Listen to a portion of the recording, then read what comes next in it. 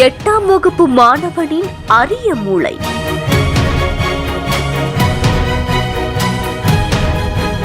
இப்படி ஒரு கண்டுபிடிப்பா?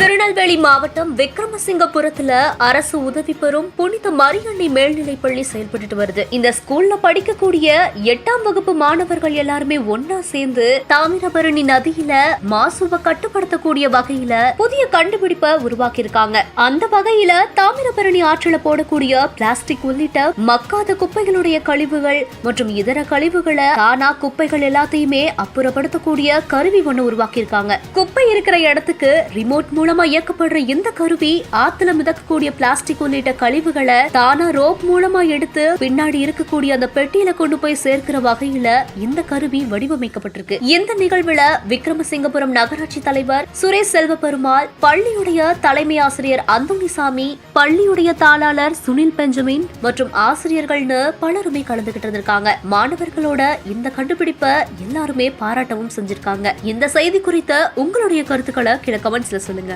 மேலும் செய்திகளுக்கு நம்ம பிஹைண்ட் விட்ஸை ஃபாலோ பண்ணிக்கோங்க.